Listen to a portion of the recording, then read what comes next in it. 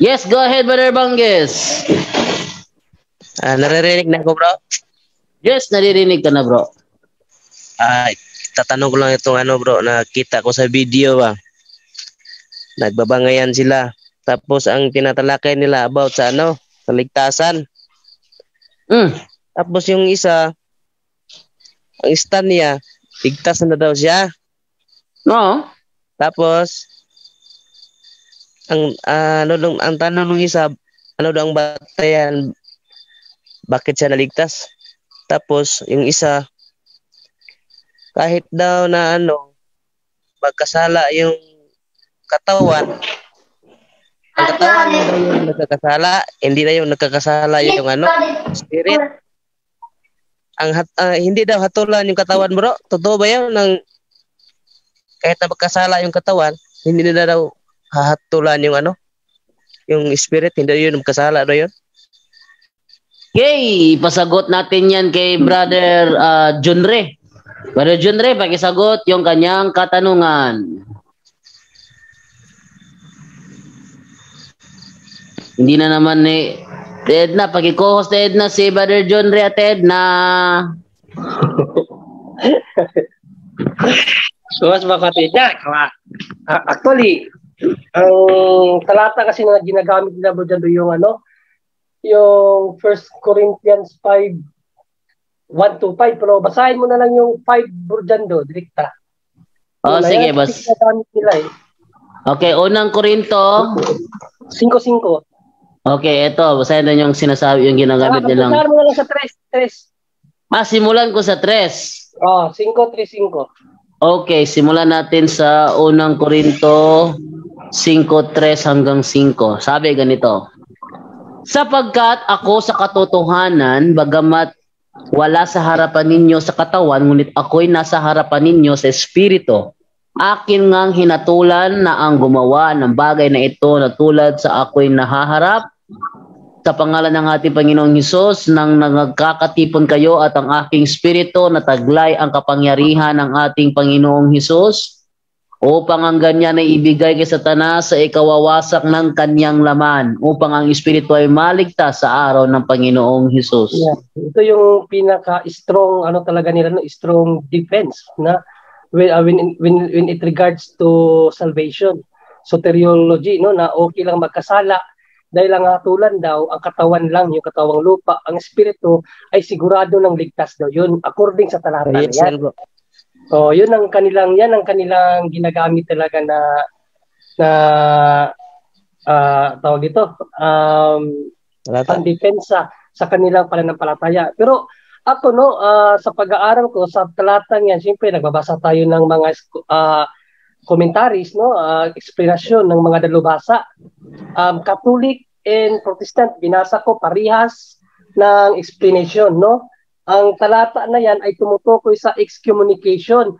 Dahil 1 hanggang 5, kung babalikan mo yan, regarding yan sa isang mananampalataya na ang kasalanan ay karumal-dumal. Ang kanyang, ang tatay ang ama ay inasawa yung kanyang anak. Yan kasi ang konteksto ng talatang yan, sa 1-2. Tapos, ang gusto ni San Pablo na ang mga tao na yan, mga ganyang tao ay i-excommunicate ba? I-excommunicate sa anong layunin?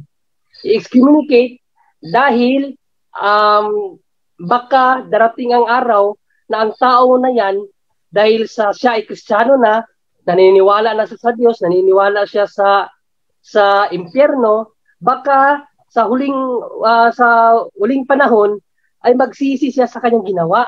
Yan ang punto dyan, na i-excommunicate siya para ibigay siya kay Satanas. Ibig sabihin, yung kanyang laman, ibalik kay Satanas kasi when it comes to kaharian kasi dalawa kasi ang uri ng kaharian kaharian ng kadiliman at kaharian ng Diyos. Tayo mga Kristiyano, nasa kaharian tayo ng Diyos. Ang labas sa Kristyanismo o sa Catholic Church ay nasa kaharian ng demonyo. Katotohanan to. Ito talaga ang explanation sa mga scholar. Binasa ko ng ang tawag nito, ang commentaries. So, kapag nalabas ka sa iglesia, dahil sa excommunicated ka, dahil sa ginawa mong kasalanan, dahil yung kasalanan na ginawa ng mga taga-Corinthians ay karumal-dumal sa harap ng Panginoon. Remember, we are the body of Christ. No? We are the body of Christ. Tapos, ang ginawa nila ay supra pa sa karumal-dumal. Kung babasahin natin ang sulat ni San Pablo 5, Galatians 5:19, Bro Jando, pakibasa nga muna up to 21. Kung tama bang kanilang unawa na yung mga nagkasala ng ganyan ay hindi mapaparusahan, hindi may impyerno. Pakibasa do, Bro Jando, yung 5:9-21. 19 to 21 pala ng Galatians. At hayag ang mga gawa ng laman sa makatuwid ay ang mga ito, pakikiapid, karumihan, kalibugan, pagsamba sa Diyos-Diyusan, pangkukulam, mga pagtataniman, mga pagtatalo, mga paninibugho, mga pagkakaalitan, mga pagkakampi-kampi, mga pagkakabahabahagi, mga hidwang pananampalataya, mga kapanighalian, mga paglalasing, mga kalayawan, at ang mga katulad nito. Tungkol sa mga bagay na ito ay aking ipinagpapaunang ipaalala sa inyo, tulad sa aking pagpapaalala ng una sa inyo, na ang mga nagsisigawa ng gayong mga bagay ay hindi magsisipagmana ng kaharian ng Diyos. Di ba hindi magsisipagmana tapos sasabihin nila na laman lang tapos ang espiritu ligtas. Actually, ang ano na yon, ang unawa no ng mga scholar noon, kaya sinabing pwedeng maligtas, maybe the spirit, sa English kasi nun may maybe yon. So hindi yun sigurado. Bakit may maybe? Dahil nga kung siya ay hindi babalik no sa iglesia or sa Diyos, at nung naitiwalag siya, hindi siya magbabago, ay hindi siya magmamana sa kaharian ng langit. Pero kung sa huling panahon siya ay magbalik loob, magbalik sa Diyos, kaya sinabi doon, maybe the spirit will be saved. Basahin mo nga sa English, Bro Jando, sa 5 na Bro 5. Unang Korinto 5:5 sa English. Oo. Okay, sabi sa English, you are to hand this man over to Satan for his body to be destroyed, so that his spirit may be saved in the day of the Lord. Oh, may be saved in the day of the Lord. Tas ang explanation ng mga scholar dyan, no, ay kung magbalik loob siya sa Diyos, may be saved. Oh, yun ang ano ng mga scholar diyan, ang unawa nila. Mali ang kanilang unawa na ang laman lang at ang espiritu maliligtas. Paano mangyayari yun? Isa sa huli-huli ang panahon, katawan at espiritu ang parurusahan, katawan din at espiritu ang aakyat sa langit. Hindi pwedeng ang espiritu na sa langit, ang katawan na sa lupa. Hindi po ganoon ang mangyayari. No, dahil sa judgment day, kaluluwa at espiritu magkakasama yan. Sabi nga ni San Pablo, sa huling panahon tayo ay bibigyan ng bagong katawan. Babaguhin. Babaguhin. Oh, bibigyan talaga ng bago, new talaga. Pero yung bago mo na yon, kung maimpyerno ka, hindi na yung matatanggal sa iyo. Laman at espiritu na yung masusunog sa iyo, pero hindi ka na mamamatay. O yan ang ano sa Biblia, hindi po katulad ng unawa nila na ang espiritu maliligtas, ang katawan ay mapaparusahan. Mali po 'yun, no? 'Yun pong pag sinabing laman, anong ang explanation doon? Ibigay kay Satanas yung laman para parusahan siya doon habang siya ay nabubuhay dito. Hayaan na ang si Satanas ang magkontrol sa kanyang katawan. No, tapos pag hindi siya makabalik ay totally talaga siya, madam sa kasama ni Satanas, at yung espiritu niya may be saved kung siya ay magbabago muli, siya at yung kanyang espiritu, yun pwedeng maligtas. Yun ang unawa sa talata na yun. Kaya hindi totoo yung kanilang claim na kahit magkasala ka pa, ligtas ka pa rin dahil ang espiritu mo ligtas, ang katawan lang ang mapaparusahan. Mali pong unawa yun. Binasa ko na parehas ang niyan. Komentaris ng Catholic at Protestante, walang pinagkaiba. Parehas po, sila lang po ang iba ang unawa. Bro Jando, salamat. Okay, thank you. Bro Jando? Yes, Brother Angel? Yes, yan ang sinasabi natin. No? Ayaw nila ng mga ayaw nila ng mga footnotes at commentary ng mga Bible scholar. Gusto nila yung commentary nila. Gusto nila pakinggan natin yung commentary nila, hindi po sasabihin nila kasi brother, sabihin kasi nila kasi scholar, tao lang gumawa niyan. Kaya nga. So sila tao rin naman. Doon mo makikita, and yung interpretation nila sa Bible, mapapansin mo, isang talata lang. Napakadami nang nakasulat sa Biblia. So, yun ang tinatawag selective verse lang sila Chop-chop ba? Okay, para mas maliwanagan po ang lahat ano po ba mangyayari pagdating sa paghuhukom? Unang Korinto chapter 15 nga po, verse 51 po. Okay, 51. Ito naman sabi, ngunit makinig kayo dahil may sasabihin ako sa inyo na isang lihim. Hindi lahat sa atin ay mamamatay. Ngunit tayong lahat ay bibigyan ng bagong katawan. Sabagat itong katawan nating nabubulok at namamatay ay dapat mapalitan ng katawang hindi nabubulok at hindi namamatay. At kapag ang katawang ito na nabubulok at namamatay ay napalitan na ng katawang hindi nabubulok at hindi namamatay, matutupad ng sinasabi sa kasulatan na nalupig na ang kamatayan, ganap na ang tagumpay. Yun, napakalinaw po nun, no?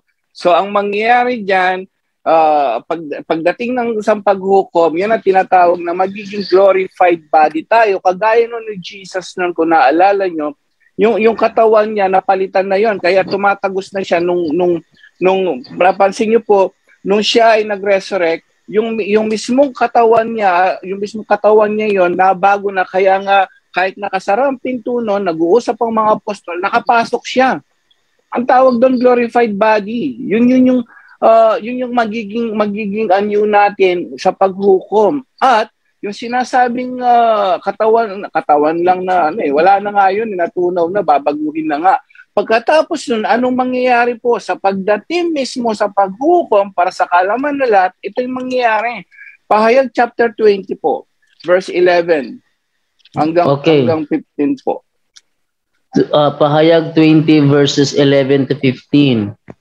Ito naman ang sabi, pagkatapos nakita ko ang malaki at puting trono at ang nakaupo roon. Ang langit at ang lupa ay biglang naglaho at hindi na nakita. At nakita ko ang mga namatay, tanyag at hindi, na nakatayo sa harap ng trono. Binuksan ang mga aklat, pati na ang aklat ng listahan ng mga taong binigyan ng buhay na walang hanggan. At ang bawat isa sa kanila ay hinatulan ayon sa ginawa nila na nakasulat sa mga aklat na yon. Kahit sa dagat sila namatay o sa lupa, naglabasan sila mula sa lugar ng mga patay. At hinatulan ng lahat ayon sa mga ginawa nila. At ang sino mang hindi nakasulat ang pangalan sa aklat na listahan ng mga taong binigyan ng buhay na walang hanggan, ay itinapon sa lawang apoy. Pagkatapos itinapon din doon ang kamatayan at ang Hades. Ang parusang ito sa lawang apoy ay kalawang kamatayan.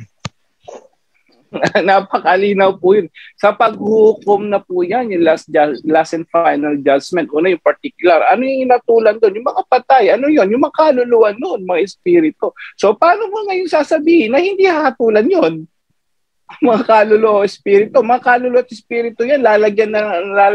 Anin niya, babaguhin na nga yan, gagawin glorified body. Yun nga kinatatakutan ng mga nasa impyerno na ngayon. Lalagyan sila ng glorified body.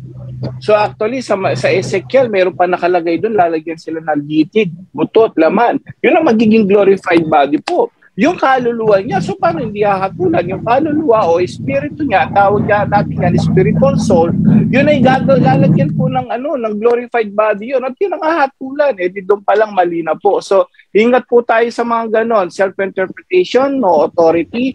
Delikado po yan. Back to Catholic Church po tayo. Yun ang totoong church po na tinatag ng ating Panginoong Jesucristo. Yun lang po. Maraming salamat po. Brother Jando. Yes, Brother Tata. Okay, mag-share lang kaunti. Pakibasa na lang yung, tama naman yung sagot ni Brother John Ray, sagot ni Brother Angel. Yung sa particular judgment, yung espiritu lang yung nangaharap ng hukom at siya ang magdusa, di ba? Ngunit sa final judgment yun, na glorified body na.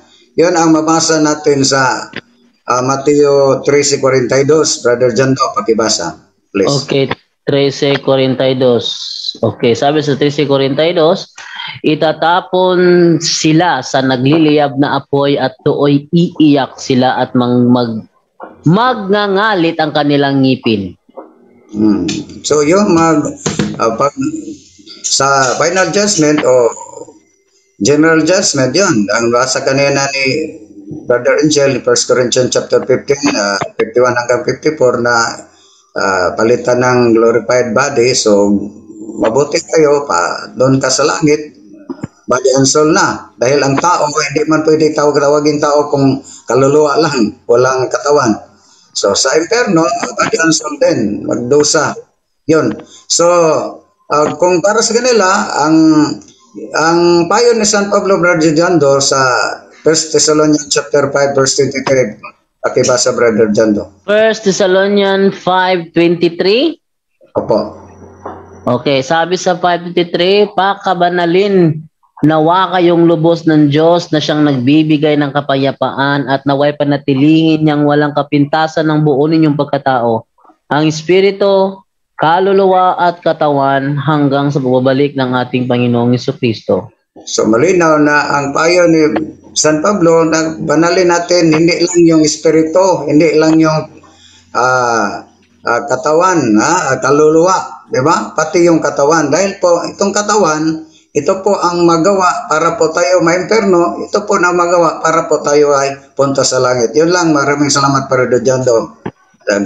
Back to you. Okay, thank you Brother Tata. Doon naman tayo, balikan natin si Banggis Reynan. Banggis Reynan, okay na ba yon? Yes, okay na bro. Okay, thank you Banggis Reynan. Maraming salamat sa iyong pagtatanong ngayong gabi. Move naman ako kay Huawei Y9 2019. Hello, Huawei. Huawei. Hello. Bro, good evening bro or sana, sister or bro. Yung Huawei Y9 2019, please click unmute. May unmute ko sa screen mo. Click unmute.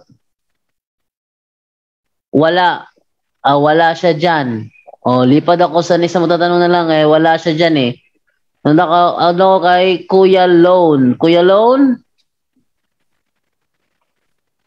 Yes po, magandang gabi po. Dinig po ba ako? Yes, naririnig ka bro. Okay, tanong ko lang po sana. What if halimbawa tayo po, for example ako po, anak lang po ako. Pwede ko po bang i-consecrate yung family ko kay Mama Mary? And then, kung pwede po ako, ano po yung requirements? Kailangan po ba nasa state of grace or kung ano pa man po yung kailangan? Yun lang po. Thank you. Okay, pasagot natin yan kay Brother Tata Rosal. Brother Tata? Okay, maraming salamat ang tanong, anak lang po siya, pwede ba na i-consecrate yung pamilya niya, yung magulang niya, yun ba? Brother? Yes bro ta. Pwede ba daw i-consecrate niya ang kanyang pamilya na tapos ano daw yung requirements? Dapat daw ba nasa state of grace? Okay, maraming salamat sa magandang tanong. Of course, palagi tayong pinapayuhan natin na nasa state of grace po tayo para hindi po tayo basta-basta ma-atake ng demonyo. Ngunit yung demonyo is particular din sa authority. Diba? Authority. So, ang authority sa pamilya, yung magulang mo. So, under po kayo dahil anak lang po kayo. Maliban na lang yung prayer intention lang mo, yan lang ninyo ang yung mga pamilya, yung magulang mo. Pero pag, ibig ba sabihin, concentrate para sa deliverance? Hello? Okay. Hello, Brother Lon. Ay, wag mong i-mute.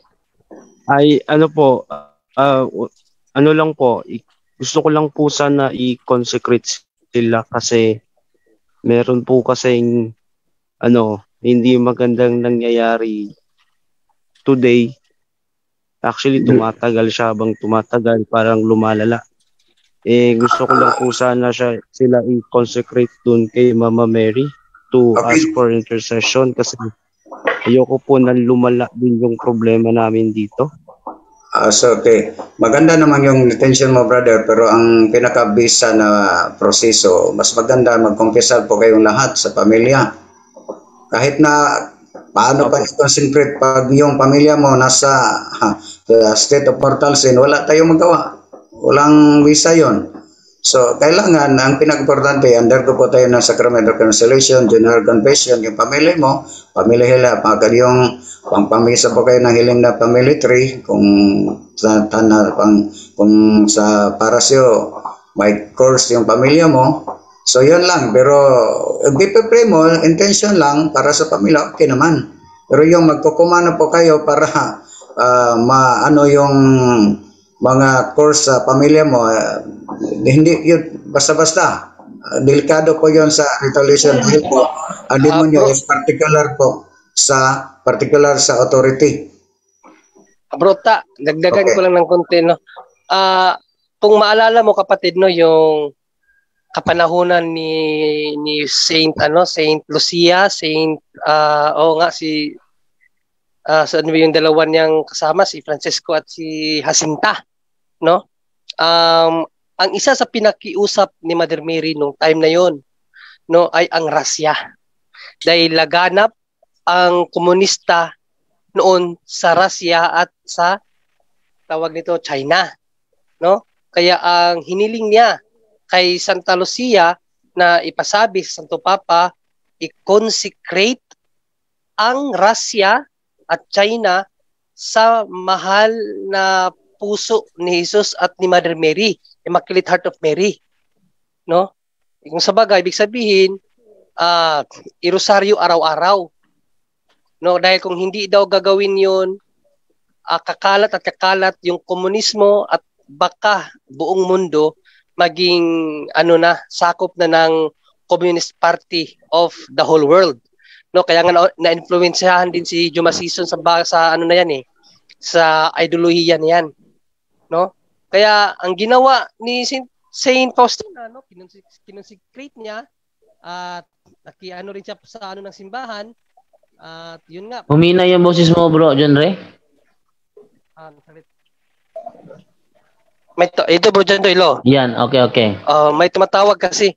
So, kinonsecrate, no, yung Russia at ang China kasama ng buong simbahan. Si Pope John Paul II ang nag-lead, no, kasama sa panalangin na rin ni Saint Faustina, Saint Lucia, no, ng Fatima. At ang nangyari nga doon ay na-convert, no, ang Russia, no, sa kanilang ideolohiya.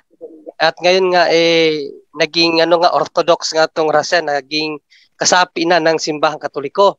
At yun, malaki din tulong yung consecration talaga, no? Pero dapat tama ka, dapat nasa state of grace ka, no? Kasi sabi nga ng Panginoong Jesucristo, ipanalangin niyo ang kapatid niyong naglunang sa kasalanan, sa Tagalog, na namuhay, namuhay sa kasalanan, no? So maigi kapatid, yung sabi ni Mortata, no, mangumpisal, no, yung cares, yung sinasabi ni Borwendel na cares, at kung pwede, kung maakay mo yung pamilya mo na ilapit sa kumpisalan, no, yung sinabi ni Tata na general confession, mas mas magiging epektibo yun, no, dahil sabi nga sa Kawikaan 15:8, ang Diyos hindi nakikinig sa taong makasalanan. Tapos sa 29, ang pinapakinggan lamang ng Diyos ay ang taong matuwid. So yung nagpapatuwid sa atin kapatid ay ang itong sakramento ng simbahan, no, dahil diyan po ibinibigay yung sanctifying grace, no, na nawala sa atin dahil sa mga kasalanan. So ibinabalik yan ng Diyos, yung sanctifying grace na yan, through sacraments. At yan ang nag-uugnay sa atin sa Diyos, kaya niya tayo naririnig sa ating mga panalangin. Without that, imposible po na marinig tayo ng Diyos dahil sabi niya, hindi siya nakikinig sa mga taong makasalanan. Pero by the help of our Mother Mary, no, si Mother Mary palagi pong nakikinig sa atin yan kahit na tayo makasalanan. Siya po yung dumudulog, pati yung mga santo. Pero mas maigi, no, na nasa state of grace talaga tayo para mismo ang Diyos at ang dirinig sa ating panalangin. So, tama ka kapatid, i-consecrate mo yung pamilya mo kung talagang may harassment na sa inyo, no, at kung maaari patulong kayo sa ano niyo diyan sa exorcist priest. Yun lang, salamat. Okay. Kuya Lon, okay na ba 'yon? So, may last na lang po akong tanong. So, Okay, go ahead. Kung imposible din po sa akin na i-consecrate sila kasi hindi naman po ko yung nasa top of hierarchy doon sa family namin. Bro, hindi yan imposible sa iyo. Tayong lahat, pwede ho natin silang ilapit sa Diyos basta yun nga, no, yung paglapit natin sa Diyos mas maigi na nasa state of grace tayo. So, kung mangumpisal okay ka o gawin mo yung cares, no, yung confession, adoration, tapos rosary, Eucharist, and sacramentals, gawin mo yon for your protection as well. No, kasi baka ma-retaliate ka kung wala kang wala kang gamit na sacramentals. Kasi gaganti at kaganti ang demonyo. So, i-consecrate mo kasi yan ang utos ng Diyos eh. Si Mother Mary nga, yan ang pakiusap ni Mother Mary nung ulitin ko na lang yung sa Russia. Lalaganap na yung... Pero Brother Henry. Yes, bro. Tama naman yun, pero ang request ni Mama Mary, pa-concentrate po sa authority ng simbahan sa Santo Papa. So, particular ang authority.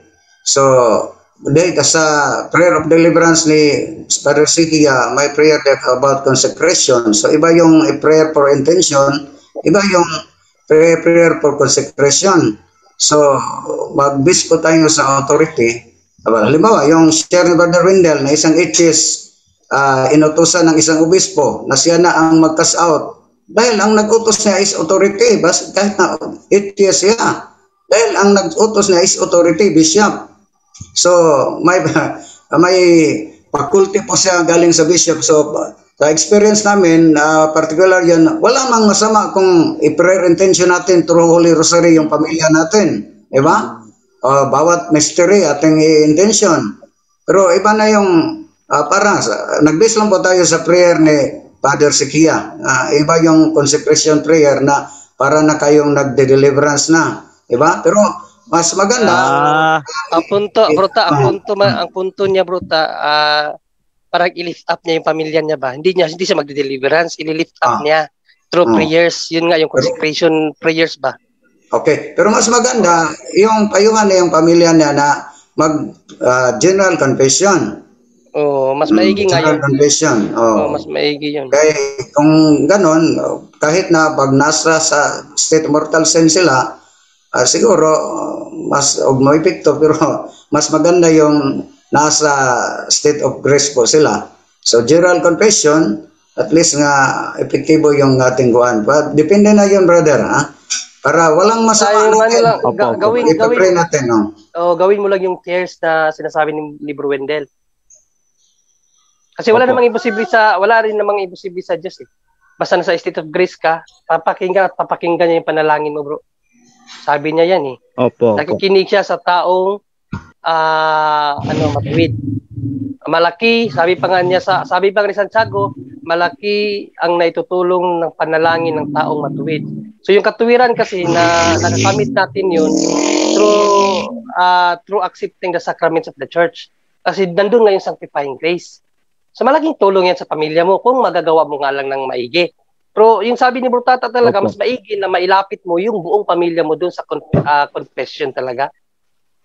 Plus panalangin mo, plus kung makahanap pa kayo ng pari dyan na exorcist, mas maigi. Opo. Thank you po. Okay. Okay na ba yan? Opo, salamat po, Brad John Ray, Brata, sa iba pong makasama nyo. Magandang gabi po at thank you po, Brother Jando. Yan. Okay. Thank you, Brother Lone. Okay, so dito naman tayo sa next na tatanong naman, si Ate Deng. Ate Deng? Good evening, Ate Deng. Ate Deng! Hello, good evening. Oh. Good evening sa lahat po. Tanong ko lang, Brother Jando, kahit sino po sumagot pwede. Pag 2 beses ka ba magsimba, kailangan 2 beses ka rin ba mag-communion? Uy, Brother Angel, pakisagot ang tanong. Yes, okay. About the communion po, no? Ang turo ng ating simbahan po, ang pinaka maximum lang po na pwede kang mag-communion. Ang allowed po talaga at least 2 times. So pwede po 'yon. Pwede kang mag-communion ng 2 beses po.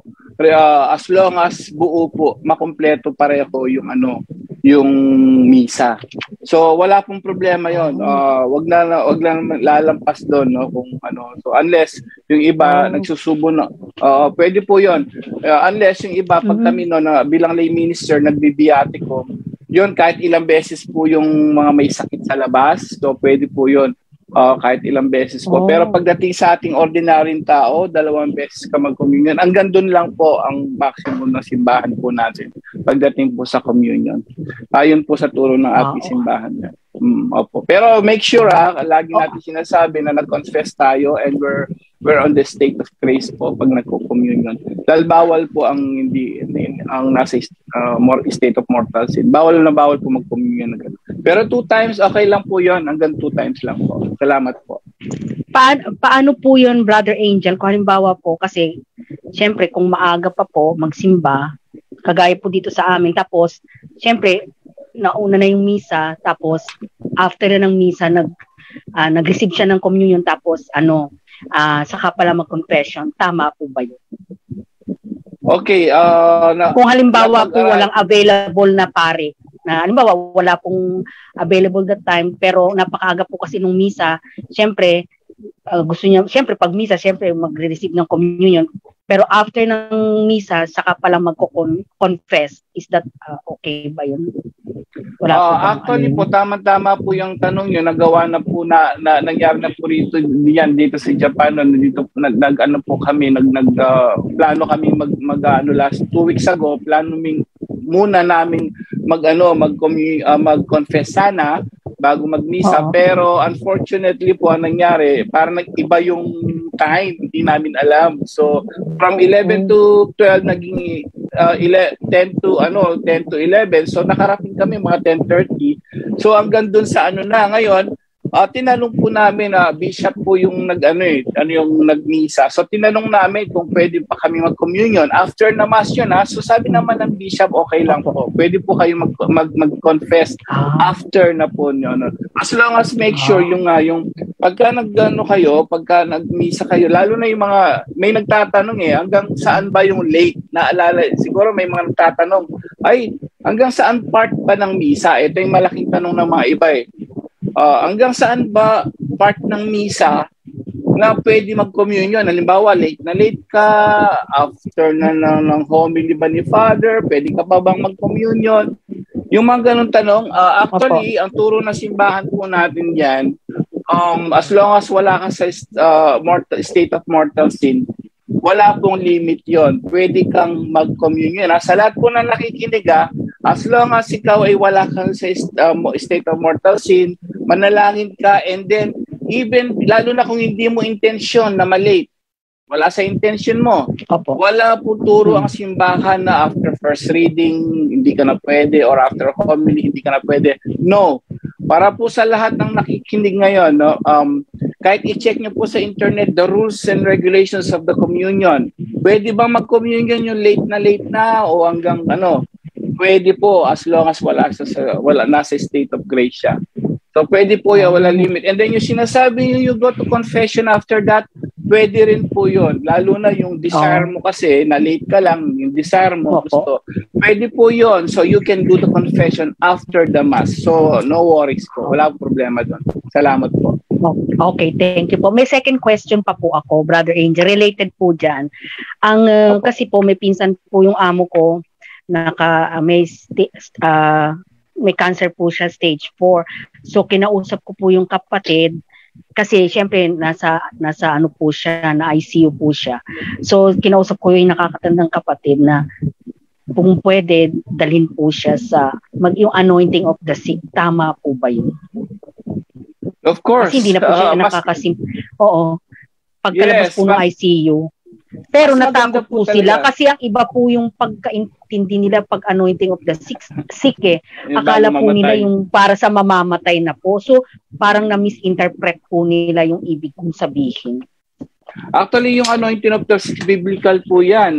Brother Jando, anointing of the sick po, Santiago chapter 5, verse 14 po to 16.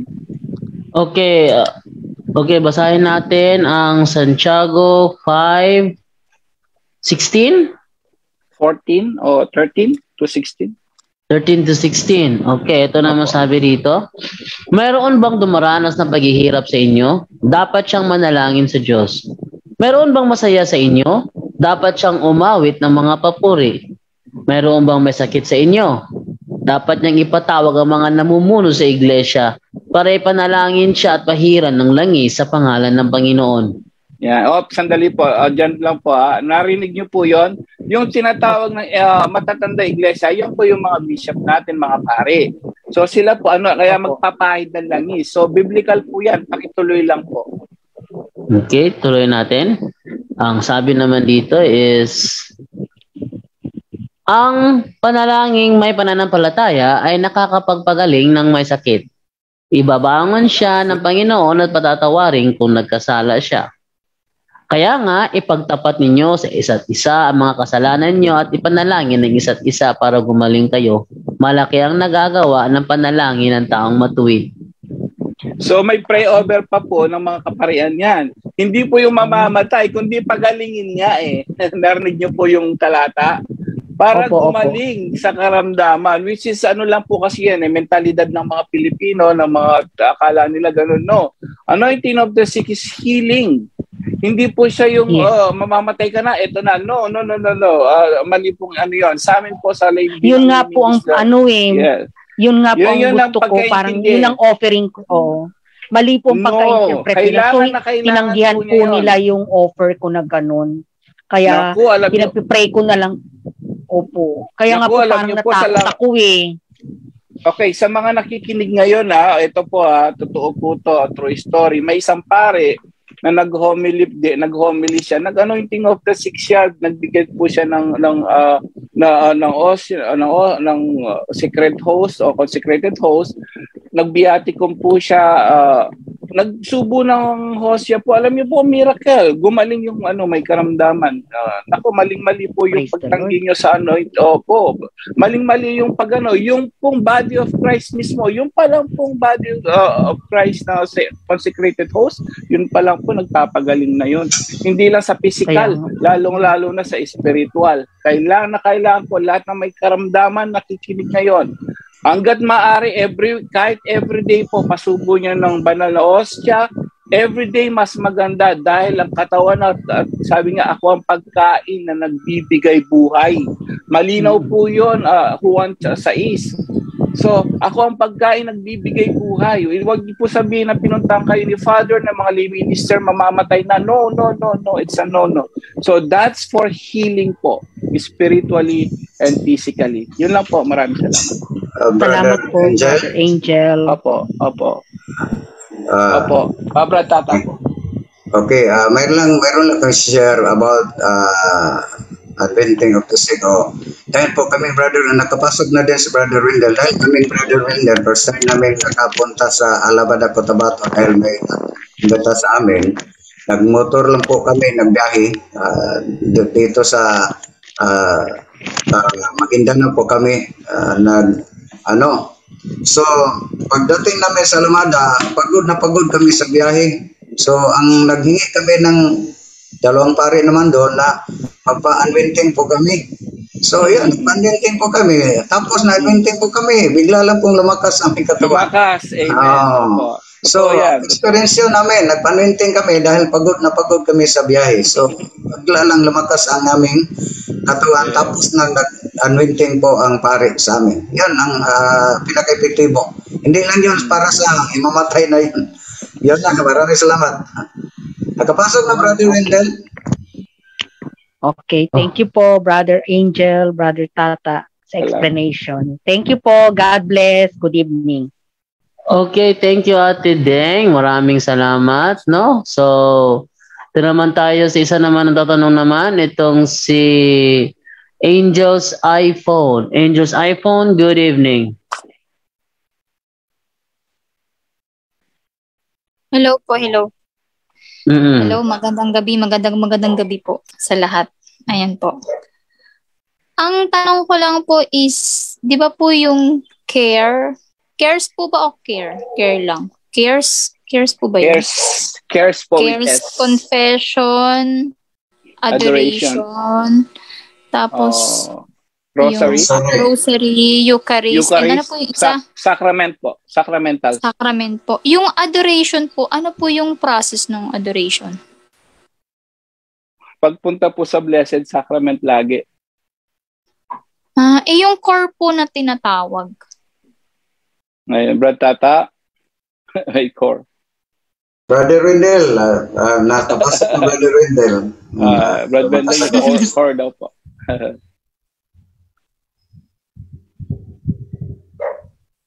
Hello, yung core, tungkol sa consecration yan. Consecration sa family. No? Ano po yung C-O-R-E? Paano po ang ano nun? Ang meaning nun? Bro. Yung C-O-R-E po. Yun po, tungkol sa consecration sa family. So yung C po, ano pong meaning ng C? Consecration. Consecration. Offering. And reparation. Reparation. Kasi po napakinggan ko po yung ano. Offering and reparation. Yung sa unbound prayer po, familiar po kayo doon. Yun sa tinapik ni Brother Adrian kay nakausap niya si Father Randy Valenton about unbound prayers po. Ano po ito, renunciation? Meron po palang ano din to, ang process. Yes, lalo na sa mga tinatawag Hindi na ko po alam kasi. mga soul ties, no? Yung mga soul ties kailangan talaga yung ma-break. So may process sa pag-break niyan. At ano po yung mga soul ties na yan? Halimbawa, nauna nating tinalakay yung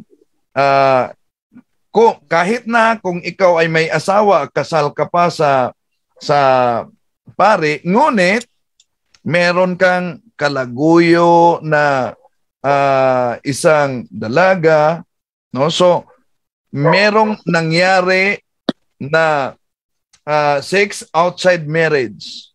So dahil wala sa grasya, nagiging united kayong dalawa sa kasalanan. Halimbawa, yung magkasintahan na dalaga at ulitawo, may nangyari kahit isa lang bisis na sex outside marriage at nagkahiwalay na sila. Kahit nagkahiwalay na sila, dahil sa pangyayaring yon, nagiging united sila sa kasalanan. Ibig sabihin, kahit nagkahiwalay na sila, anuman ang kasalanan na ginagawa nung kaniyang partner noon na nakagawa sila ng sex outside marriage, nagiging united pa sila sa naturang kasalanan kahit hindi niya alam. Kaya, kailangan talagang i-break yun. How to break it, Wendell? Nasa ritual yan Father Cabading sa Exorcism, page 24, i-renounce. Maliban na ikumpisal, kailangan talaga ikumpisal. I-renounce. Ano po ba yung i-renounce? Halimbawa, meron kang promise sa kanya. Ikaw lang ang iibigin ko at wala ng iba pa. Yung promise na yan, kailangan niyang i-renounce before the Blessed Sacrament. Lord Jesus, I renounce may promise to her or to him, no? I-renounce talaga na. Yan. Maliban dyan na i-renounce, merong note doon na kung ano man ang kanyang ibinigay bilang remembrance, kailangan yung malibing o kaya'y sunugin. No? Picture ba? O ano mo yung remembrance na yan? Ikatlo, merong ritual na prayer na kailangang babasahin sa harap ng tabernacle o Blessed Sacrament. Nabatay sa naturang ritual na nauna nating tinalakay na Lord, humihingi ako ng kapatawaran sa immorality na ginagawa ko at gusto kong lilinawin na kung anuman ang kasalanan na kanyang ginagawa ngayon ay wala iyang kaugnayan sa akin. At kung anuman ang mga kasalanan ko na nagawa, wala siyang kaugnayan sa kasalanan ko. O, nasa ritual yan. Yun po ang part sa pag-break ng sultay. Brother Wendell, ano po yung title ng libro ni Father Winston Cabading? Di pwede po. Yun sa mga lay na hindi kaanib sa exorcism. Sa deliverance. Sa mga pare yun at sa kaanib sa exorcism office. Okay Malaki po. yan na aklat. Kasi dito po sa Unbound Prayer sa last, may yung 5th key po na Father's Blessing na when praying the Unbound Prayers daw by yourself, the Father's Blessing can be done by reading words of scriptures that contains God's words of love, delight, and blessings over His people. Ano po ito? Paano po ito na ginagawa? Pari po ba gumagawa nito? Pero pwede sa gawin mo, pero kailangan talaga na ma-renounce mo at malibing mo yung mga remembrance na ibinigay, ma-renounce yung mga promises at naikumpisal ang naturang yung promises pala. Okay po. Yung mga promises, ikaw lamang ang aking mamahalin, wala nang iba pa. Ayun pala yun. Char. May isa pa po akong tanong, bro. Yes. Yung emotional, ano po yung tinatawag na emotional adultery? Oo, Ano po ba yan? emotional adultery. Ang emotional adultery, ito, halimbawa, may asawa ka na. Halimbawa, may asawa ka na, pero may ka-textmate ka. Hello, eat na yo. Yan, halimbawa. Yan. At palagi nang nag-communicate, kumusta ka na? Hanggang nasa isipan mo na siya. At palagi na kayong mag-communicate. Iyon po ang tinatawag na emotional adultery. Brother Wendell, mortal sin. Ano po ba siya? Naka-align siya sa mortal sin? Or Yes, naka-align siya sa mortal sin. Dahil adultery. Kahit lang sa isipan, kapatid, sabi ng ating Panginoon Jesucristo sa San Mateo Kapitulo 5 versikulo 26, sino man ang titingin? Pakibasa, Brad Jando.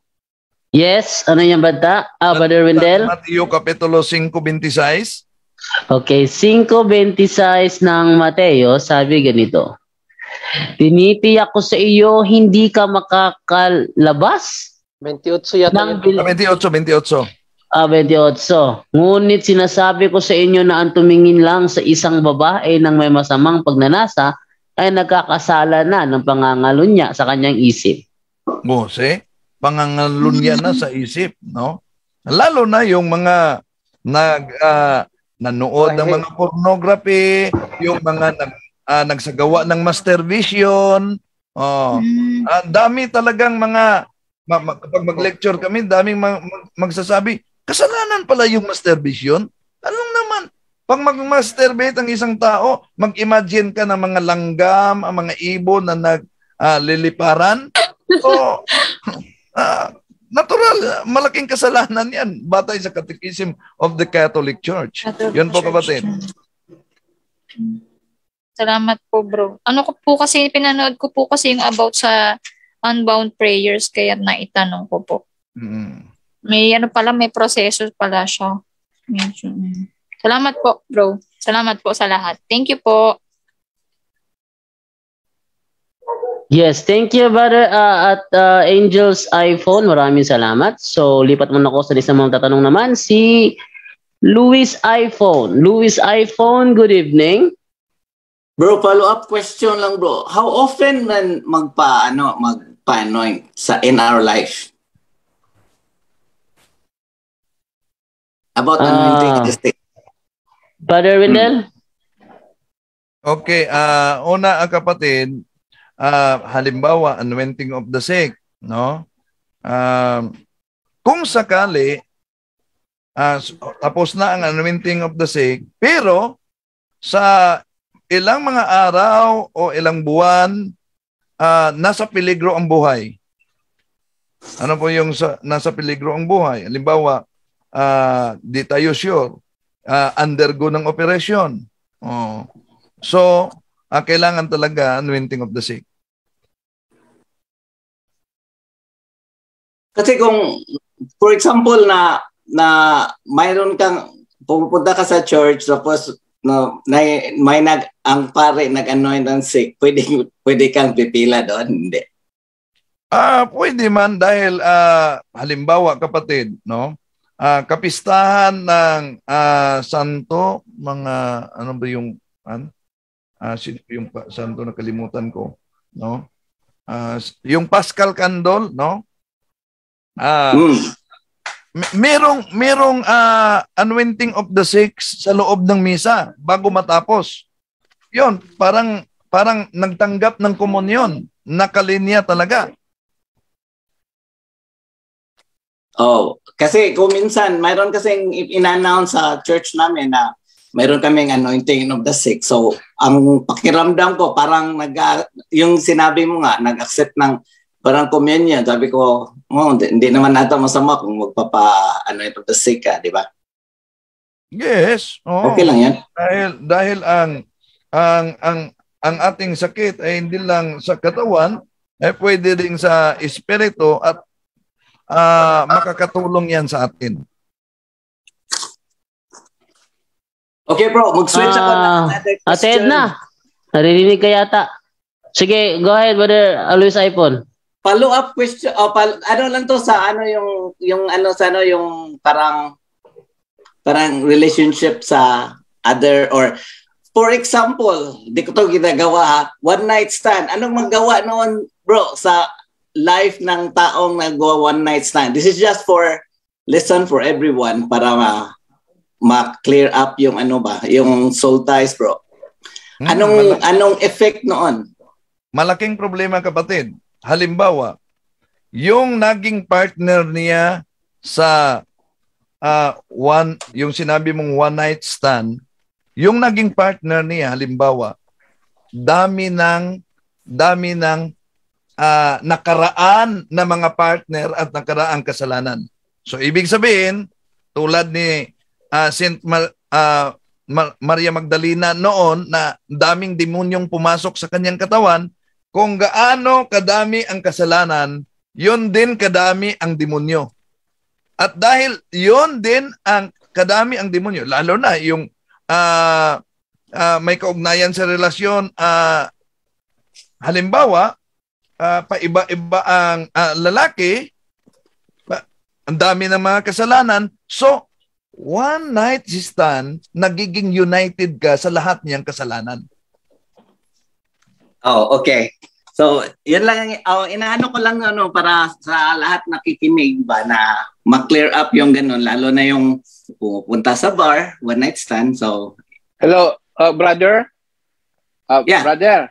Apo. May dadagdag lang po ako diyan sa experience dun sa yung one night stand na ganyan. Mayroon po akong kakilala kasi na okay. So, nung nasa ibang bansa po, nasa Saipan po ako, mayroon po akong hairdresser po, isang bading. Nakakaawa nga po kasi yon, kasi nabalitaan ko na lang yung bading na yon nagkaroon ng AIDS. So naging kaibigan po namin yun at kababayan ko pala, Kapampangan din, no. So siya yung tagagupit ko. Tapos nabalitaan ko na lang po, nasa abroad kami noon, particularly sa Saipan noon.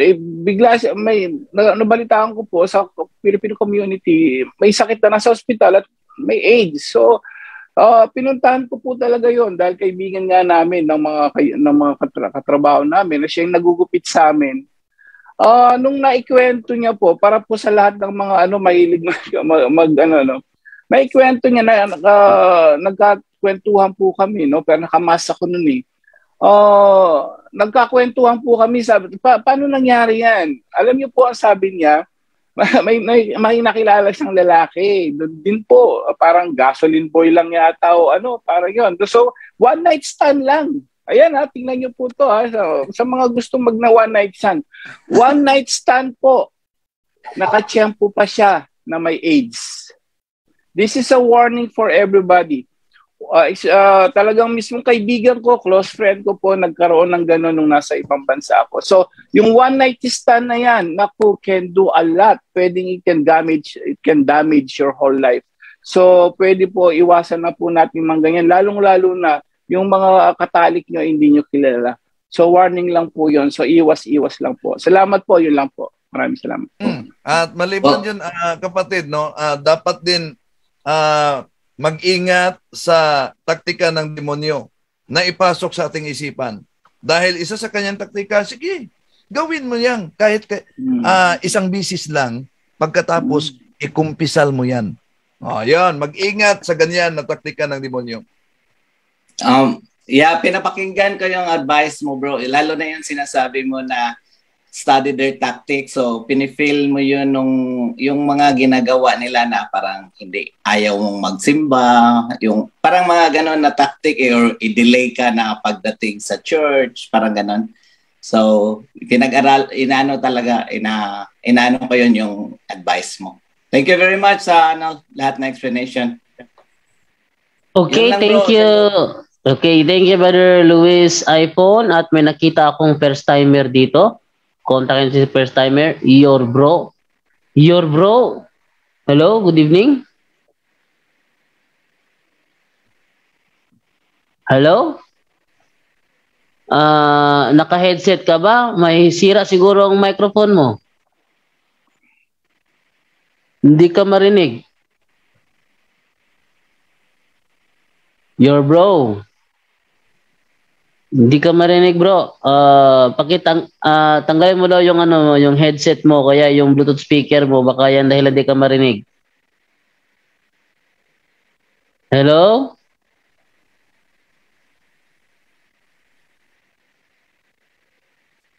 Wala, hindi ko marinig si your bro. Okay, so lipat na ako sa namang tatanungan muna. First time din, si John Del Rama. John De La Rama. Hello, good evening. Yes, good evening po. Yes, hello, good evening. May tanong lang po ako, Brother Jando, dalawa to. Yes, go ahead, bro. Bro, nakabili po ako sa Shopee ng Handbook of Deliverance ni Father Sikia. Ano po to, bro? Ipa-publish ko pa po to o hindi? I-publish mo. Publish to. Pangalawa po, bro, yung tito ko, kasi sabi niya, pinaginipan niya yung papa ko. Tapos, excuse me. Yes. May request dito sila si kapatid na Shepot LC, open camera umano. Paki-open camera, Brother John De La Rama. Kasi nasanayan na hindi na nag-open sila ng camera. Medyo, kasi medyo mahina po ang camera . Sige bro, paki-ano lang yung camera, bro.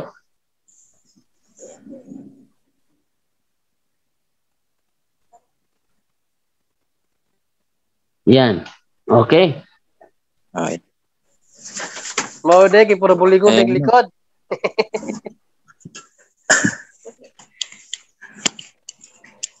Oh, yun. Kitang-kitang, linaw. Gandang po kasi yung tito ko nananaginip sa papa ko. Tapos sino ba yung nagpapanaginip sa kanya? Yung papa ba yun o yung papa ko o hindi? Yung evil ba o sino? Brother Wendell, spiritual warfare yon? Una, kung ang tanong, sino ba talaga, demonyo ba yun o kaluluwa, hindi po natin yan ma-determine, kapatid. Kaya, ingat tayo, no? Kaya nga, sa tinatawag na virtues, meron tayong tinatawag na intellectual virtues, meron din tayong moral virtues. At yung sa moral virtues, doon nakapasok ang prudence. Kaya, sa mga ganyan, huwag agad-agad maniwala sa mga panaginip dahil kahit tayo'y tulog, ang ating kalaban ay hindi natutulog, hindi napapagod, hindi kumakain para umaatake sa atin. Huwag agad maniniwala. Yun lang ang safe. Okay po. Sa Deliverance of Book of sa Father Sikia po, pwede po ba ako gagamit ito pag na-bliss na? Pwede kang gagamit sa sarili mo, pero kailangan una, wala ka mga occult paraphernalias. Ikalawa, na nakakumpisal ka, general confession talaga. Hindi lang basta na, basta mangungumpisal ako. Dapat mayroong act of contrition talaga. No? General confession. Wala ka mga anting-anting, at kung nagkaroon ka man ng ganyan, lalo na spirit of the glass noon, spirit of the queens, dapat nakumpisal na yan. O nakapunta ka man sa albularyo, dapat nakumpisal mo na yan. So, yung mga superstitious beliefs, lalo na yung mga padugo sa mga haligi, sa sasakyan, dapat nakumpisal mo na yan. Pero gamitin mo sa loob lamang ng pamilya, sa miyembro ng pamilya mo. Hindi po pwede sa yung pinsan ko, tapos sa mga kaliyong po. Di pwede. Hindi na yan ilalim sa authority mo. Kahit pa yung inaanak, hindi na ilalim sa authority. Okay po. Salamat po. Okay, thank you, Brother John De La Rama. Maraming salamat sa iyong napakagandang katanungan. Naman ako sa isa naman na tatanong naman. Ito kay Angel Dory. Hello? Hindi, napindot lang daw. Napindot lang. Okay. Rajando? Nakikinig kasi siya. Yes, Brother Wendell. May nagtanong dito sa chat box ko, Danilo is TV. Bakit ka mangungumpisal sa pare? Pakita muna natin ang kanyang message. Mabuti yung pakita natin. Ito ang kanyang message.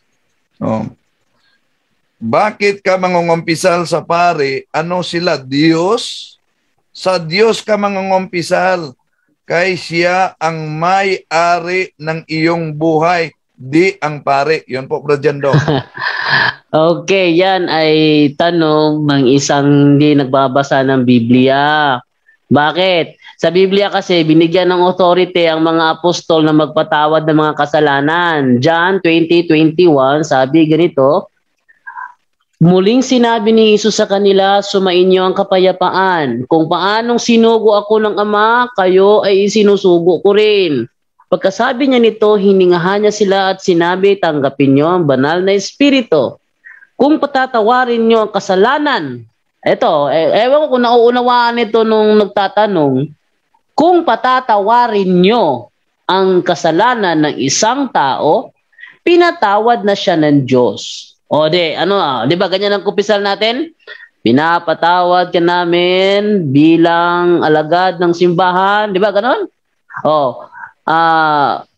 Kung patatawarin nyo ang kasalanan ng isang tao, pinatawad na siya ng Diyos. At kung hindi nyo patatawarin ang kanyang kasalanan, hindi rin siya pinatawad ng Diyos. Iba ito sa Matthew 6:14 to 15. Ano ba ang nakasulat sa Matthew 6:15? O basahin natin yung sinasabi sa Matthew 6:15. Ngunit kung hindi ninyo sila pinapatawad, hindi rin kayo patatawarin. So iba ito.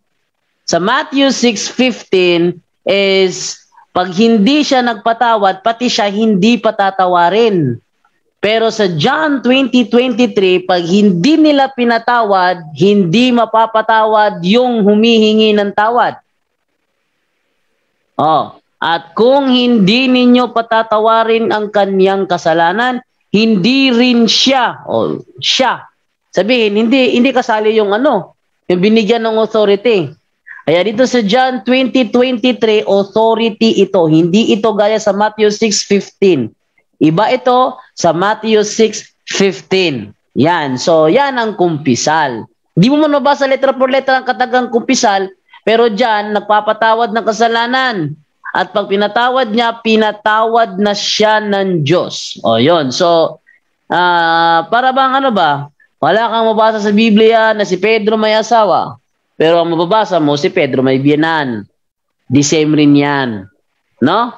So, move naman tayo sa next. Brother Tata, yes? Pakibasa na lang yung Marcos 1:5 na may nagpunta kang San Juan the Baptist at nagkumpisal. Ito, basahin natin. At natupad ito nung dumating si Juan na tagapagbautismo roon sa ilang. Napakaraming tao pumunta sa kanya galing sa Jerusalem at sa buong lalawigan ng Judea. Nangaral si Juan sa mga tao, magsisi kayo at talikdan ang inyong mga kasalanan. Magbabautismo kayo para sa kapatawaran ng inyong mga kasalanan. Ipinahayag nila, ipinahayag nila ang kanilang mga kasalanan. Di nangumpisal. Sa Common Bible, kumpisal yung mabasa natin sa Common Bible, Brother Jondo. Sa San Juan, nagkumpisalan nila, hindi sila nag-direct to God, di ba? So, yun, ang kadalasan nila, mga remnant yun sila ng mga presyo, biktima ang ating Panginoon sa pag-unawa sa kanila, parang sa mga presyo. Ang kanilang kadalasan gamitin nila yung Marcos 2:7 na kinwestiyon nila ang ating Panginoon na nagpatawad ng kasalanan dahil sa ating Panginoon ay tao lang, pero ang sagot ng ating Panginoon sa talata 10 hindi na nila basahin, di ba? Na ang anak ng tao ay may kapangyarihan sa pagpapatawad ng kasalanan dito sa lupa. At ang kapangyarihan ng anak ng tao, ang ating Panginoon ay ibinigay niya sa kanyang mga alagad. Yung binasa mo kanina sa Juan 20. Yan, Brother Jando, maraming salamat. Brother Jando. Okay. Yes. Sige po. Sige, Brother. Dagdag isa lang, Bro Angel, no. Kung totoo pa, no, yung itong hinala nila na direct to God na lang. Bakit may account sa Biblia isang taong matuwid, no? Dumirikta sa Diyos. Pero dininig siya ng Diyos, pero pinatawag si Pedro. Makibasa mo dyan do. 10:1-5 ng gawa. 10:1-5 ng gawa. Okay, sabi dito ganito. Doon sa Cesarea, may isang lalaking ang pangalan ay Cornelius. Siya isang kapitan ng batalyon ng mga sundalong Romano na tinatawag na Batalyong Italiano. Siya at ang kanyang buong pamilya ay may takot sa Diyos. Marami siyang naibigay na tulong sa mga mahihirap na Hudyo. At palagi siyang nananalangin sa Diyos. Isang araw, bandang 3:00 ng hapon, nagkaroon siya ng isang pangitain. Kitang-kita niya ang isang anghel ng Diyos na pumasok at tinawag siya, Cornelius. Tumitig siya sa anghel at takot na nagsabi, "Ano po ang kailangan niyo?" Sumagot ang anghel, "Pinakinggan ng Diyos ang iyong mga panalangin at natutuwa siya sa pagtulong mo sa mga mahihirap. Kaya inaalala ka ng Diyos. Ngayon, magsugo ka ng mga tao sa Jopa at ipasundo mo si Simon na tinatawag na Pedro." Di ba? Pinatawag si Pedro. Si Cornelius isang matuwid na tao, isang pagano pero matuwid na tao siya. No, natutuwa ang Diyos sa kanya dahil tumutulong siya sa mga mahirap. Kaya dininig ang kanyang panalangin. Pero, anong pero? Pinatawag pa rin si Pedro. So, hindi talaga, imposible talaga yung direct to God na unawa ninyo dahil okay lang sana kung kinasiyahan ng Diyos yung mga gawa niyo para pakitaan din kayo ng anghel. At least man lang ipatawag si Bro Wendell. Punta si Bro Wendell sa inyo no, para makatikais kayo. Pero hindi eh. Kinakailangan talaga ng authority, no? Si San Pedro authoritative person 'yon, galing ang kaniyang sa Diyos mismo. Malinaw na pinagbabasa ni Bro Tata, Bro Jando, kailangan i-confess sa tao. Bakit? Finite to finite, no? Ang Diyos infinite 'yon. Hindi 'yon nakikinig sa atin pag nasa state of kasalanan tayo, kaya para maging malinis tayo, doon tayo sa kauri natin magpahayag na delegated by God. Kasi may kapangyarihan sila to forgive sin. No, yung faculty na ibinigay para tayo ipapatawad, nasa kanila. Ang Diyos, yes, sa Diyos tayo dapat ang pagpapatawad, sa Diyos lang talaga yan, tama. Pero sino ang dapat kapitan para patawarin ka ng Diyos? Mga pare. Yun lang, Bro Jando, salamat. Okay, thank you. Bro, isa lang din, alam niyo po, lahat ng mga nakikinig ngayon, Old Testament pa lang, pinadadaan na yung mga pagpapatawad ng kasalanan sa mga kaparian.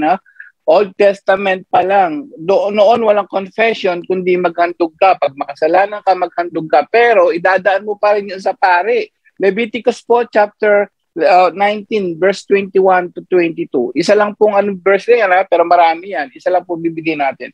Leviticus chapter 19, verse 21-22. Okay, 21-22. Sabi dito ganito.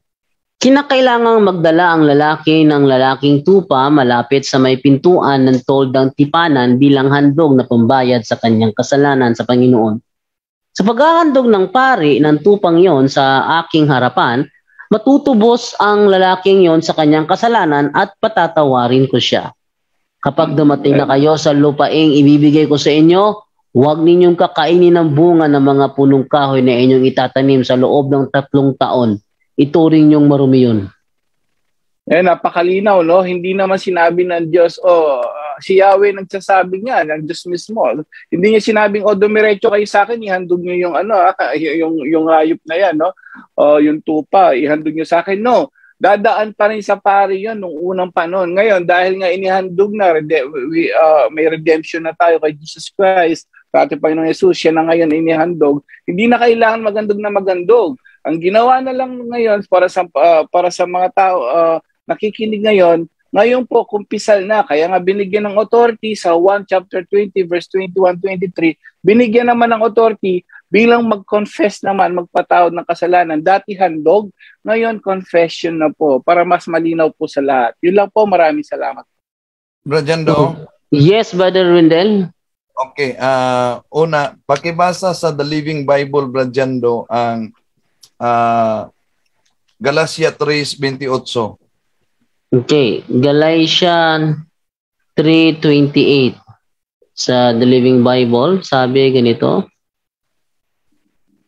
We are no longer Jews or Greeks or slaves or free men or even merely men or women, but we are all the same. We are Christians. We are one in Christ Jesus. Okay, so malinaw, no? Sa pamamagitan ng binyag, we are one. We are the same. Ano po bang ibig sabihin? Di ba kayo nagtaka na kung ang isang tao ay nagkasalang kriminal, halimbawa murder, ano po ba ang kaso niya? People of the Philippines versus Tangpulano. Bakit people of the Philippines kung isa lang ang pinatay? Dahil nagkasala siya hindi lang sa isang tao, kundi nagkasala siya sa buong tao sa Pilipinas. At tandaan natin sa ating binyag, mga kapatid, tayo'y nagiging kasapi sa isang katawan ng ating Panginoon Jesucristo. Kaya kapag may isang tao na nakapatay, hindi sapat na humingi ka lang ng patawad doon sa langit at bumigkas ka lang, Lord, sorry, nakapatay ako Yun po ba gusto nila? Tapos, sa isipan nila, napatawad na ako sa kasalanan ko dahil humingi ako ng kasalanan. Hindi ganoon. Tandaan natin, sa Galatia Kapitulo 3, versikulo 28, tayo'y nagiging isa sa katawan ng ating Panginoon Jesucristo. At dahil tayo'y nagiging isa sa katawan ng ating Panginoon Jesucristo, kung ano man ang sakit sa isang bahagi, sakit yan sa buong katawan. Unang Korinto 12:26, Brother Jando. Unang Korinto 11:26. 12:26. 12:26. Okay, sabi sa Unang Korinto 12:26. Kaya kung nasasaktan ang isang parte ng katawan, ang ibang parte ay nasasaktan din. At kung ang isang parte ay pinararangalan, ang ibang parte ay natutuwa rin. So, napakalinaw po. So, tayo ay isang katawan sa simbahan at iyong katawan na yan ay katawan ng ating Panginoong Jesucristo. Sapagkat ang isang parte nakagawa ng pagkakamali, nasasaktan ang buong katawan. Dahil tayo ay kasapi sa katawan ng ating Panginoong Jesucristo. At yon ang dahilan kung bakit inutos ng ating Panginoong Jesucristo, San Juan Kapitulo 20, versikulo 21-22, at yon ang dahilan kung bakit sinabi ni San Pablo sa ikalawang Korinto Kapitulo 2, versikulo 10, sa ang salita ng Diyos Biblia, ngunit ang sinumang pinatawad ninyo sa anumang bagay, pinatawad ko rin. Yan po, Brad Jando. Yun. So, okay na ba yon sa yung saan yung tatanong nawala yata? Nawala yung nagtatanong. Okay, so move na lang ako sa isa naman na first time din.